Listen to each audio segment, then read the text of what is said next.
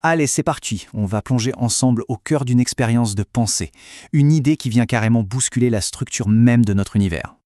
On vit tous notre monde à travers deux choses, l'espace et le temps. C'est notre cadre, notre décor de tous les jours. Mais et si tout ça n'était pas la base fondamentale de la réalité? Et si c'était autre chose? C'est un peu l'idée qu'on va explorer, l'idée que notre univers finalement c'est juste un effet de surface, une sorte de propriété émergente, comme un tourbillon qui se forme à la surface d'une rivière, mais qui vient d'un courant bien plus profond, bien plus fondamental. Alors, ok, si on part de ce principe, si notre monde physique n'est qu'un phénomène émergent, ça veut dire qu'il y a un plan en dessous, une sorte de blueprint. Mais alors à quoi il ressemble ce plan? Bon, pour bien comprendre, il faut imaginer deux niveaux de réalité, comme deux étages. Au rez-de-chaussée, il y a notre plan physique, celui qu'on connaît bien, avec l'espace, le temps, la causalité, la matière, tout ça. Et puis en dessous, il y aurait ce plan pré-physique. Et là, c'est un autre monde. Un domaine où tous ces concepts, ils n'existent tout simplement pas encore. Et c'est ça le point crucial. Ce niveau fondamental, il n'est pas fait de petits bouts d'espace. Non, il est fait de pure connexion, de relations, de tensions. Ce n'est pas un endroit, un lieu qu'on pourrait visiter. C'est un processus, une dynamique pure. Là, on pourrait se dire que tout ça, c'est de la pure philosophie. Sauf que, il y a peut-être des indices bien réels. Et ils se cachent là où on s'y attend le plus, finalement. Dans la partie la plus bizarre de la physique, le monde quantique. Et si on essayait de changer de perspective?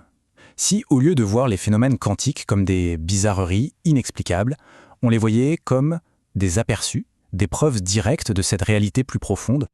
Prenons un exemple concret, la superposition quantique. C'est ce principe un peu fou qui dit qu'une particule est dans tous ses états possibles en même temps, une sorte de nuage de probabilité jusqu'à ce qu'on la regarde.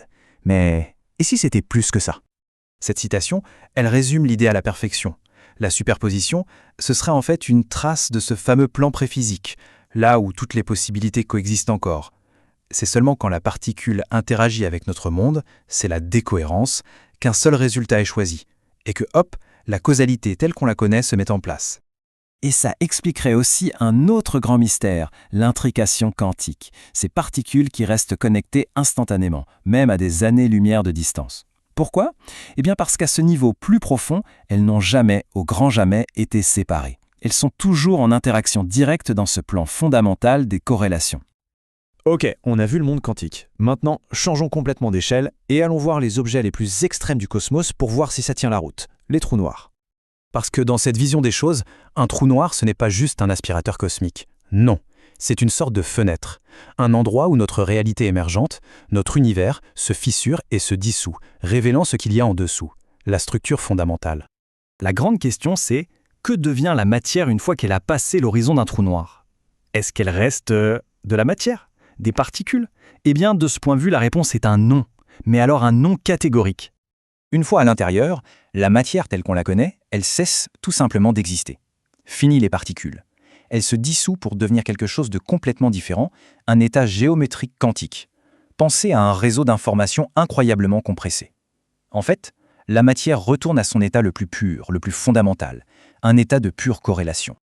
Le processus, ce serait donc une sorte de recyclage cosmique. Le trou noir agirait comme une porte. Il prendrait la matière et l'espace, les déconstruirait pour les ramener à leurs racines. Retour à la case départ, le plan des pures corrélations. Bon, on a les bizarreries quantiques, on a les trous noirs. Si on met tout ça bout à bout, ça nous donne quoi? À quoi ressemble ce modèle de l'univers au final? Alors ça, c'est vraiment l'idée clé à retenir. L'univers ne se déroule pas dans un décor qui serait l'espace-temps. Non, l'espace-temps n'est pas la scène, c'est une partie du spectacle. C'est un effet secondaire de cette dynamique pré-physique. Il faut voir notre univers comme une géométrie qui s'est stabilisée, une structure qui a émergé d'un flux constant, un océan d'informations pures et de corrélations. L'image du cristal qui se forme dans un liquide, elle est parfaite pour ça. D'un milieu informe émerge un motif ordonné. Allez, un petit récapitulatif de cette idée qui est assez vertigineuse, il faut l'avouer. Premièrement, la réalité physique, c'est une propriété émergente, pas fondamentale. Deuxièmement, tout ça repose sur un plan de pure corrélation. Troisièmement, les phénomènes quantiques sont des échos de ce plan plus profond. Et enfin, les trous noirs sont des bugs dans la matrice, si on veut, des endroits où notre réalité retourne à son état de base. Et tout ça, bien sûr, nous laisse avec une dernière question. Et quelle question? Si notre réalité, tout ce qu'on voit, tout ce qu'on touche, n'est qu'un motif émergent, une illusion de stabilité, alors qu'est-ce qui est vraiment fondamental? Qu'est-ce qui est réellement réel?